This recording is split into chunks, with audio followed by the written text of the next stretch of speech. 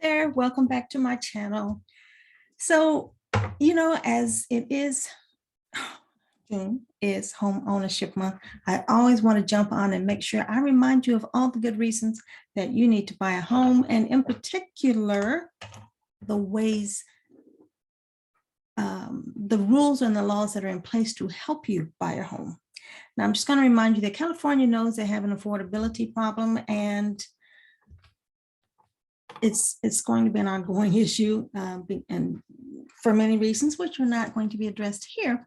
What I want to bring to you here are the good reasons or the ways that the government is actually helping people afford a home in California. So, and you should really write these down because this is a short video, so I cannot go into all the details, but I hope I give you enough information to reach out to your lender so that you can find these programs and make them work for you. So, pen and paper, are we ready? First of all, this is new. I actually just learned about this a month or so ago. The CalHFA organization has two important programs that you need to know about. The first one I want to mention for first-time home buyers is that they have a 10% equity loan.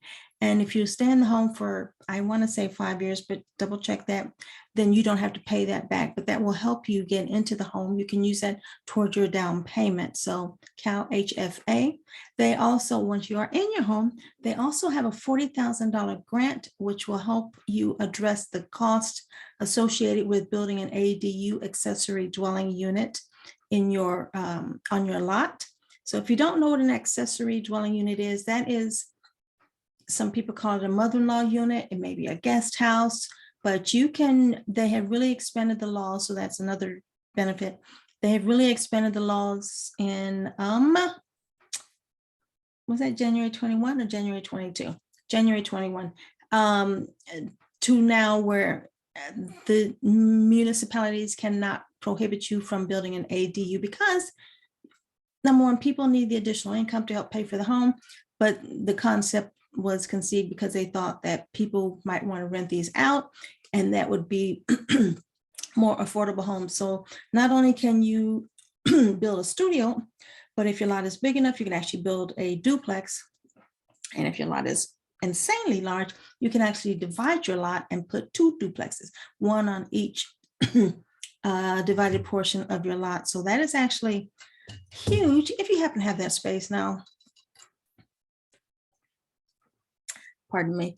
Depending on where your lots are not necessarily that big, but you might still be able to get one building on there, which could provide additional income to help you rent out your, pay your mortgage, put it towards your retirement or whatever. But that is a huge, huge benefit. And so you really want to look into that. And, if you get a modular ADU, that means pre-built in a factory planted on your lot. Wow. So I'm really excited about those two things. The ADU laws and all the modular units are becoming much more available these days. So, and cities, I wanted to say counties, but I'm 99% sure it's the cities. If you contact the housing department in your city, and I'm going to say probably the larger cities, but they still have first-time home buyer programs. And before you say that you make too much money to qualify for these first-time home buyer programs, this is California. Their limits are actually strangely, insanely high. But that's because California is so expensive. So please reach out to your housing department. Now, sure, if you're in a popular location, there's going to be a waiting period, but get on that BMR list, below market rate, because they actually used to work for a company where the executive director, mind you, actually won a lottery and got his house that way. Get on the list because you don't know, things change. You don't know how fast that list is going to run.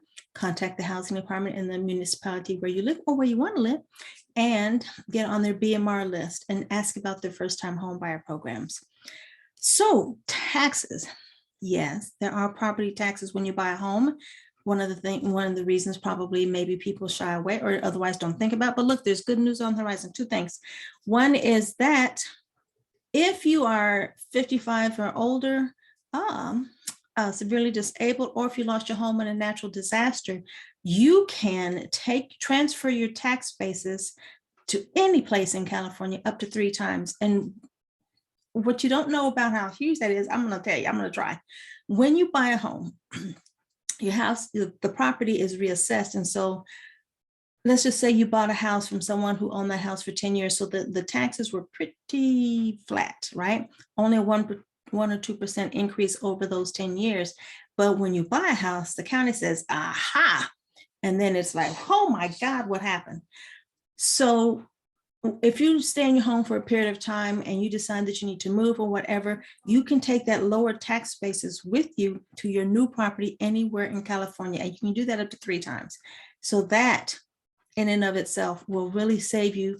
When you buy a new home, you're not going to get a tax shock to your system by the county jacking up the property tax, because they need their money. And then this last one has been around for a really long time. So I'm just reminding people that let's just say you're again in scenic California and you buy a house and it's time to sell. Well, you bought your house at, I was going to say 130,000. Let me talk to somebody who's a little bit younger. Let's say you bought your house at 500,000 and 5 years later, its value has increased to 750,000. Now, what would normally happen is that $250,000 increase in value is considered income. And so you would get capital gains tax on that. It's not attractive, but you can get a one-time exemption on that $250,000 where you do not have to pay capital gains taxes when you sell your house. So talk to your accountant about the tax basis and your capital gains tax exemption, either or, because those are huge benefits to you. So as I said, California knows they have a problem. And these are some of the programs that people may not be aware of. So I wanted to bring them to the front. And I know this was short, but I wanted to give you enough information to reach out to your lender, to reach out to your accountant, so that you too can take advantage of some of these programs that exist to help people buy a home. And also reach out to your city about their housing department to find out about their first-time home buyer programs, or check the county, but it's usually cities. And a first-time home buyer means you have not owned a house within the past 3 years. So there are many ways you can get into a home. And make sure you check out my last video, 5.3 really good reasons to buy a home today. So we're trying to get you in a home because you need to buy a home for all the reasons that you'll find out in this other video. So thank you so much for joining me. I hope you have found this helpful. I hope you are inspired, and I will see you on the next video. Ciao.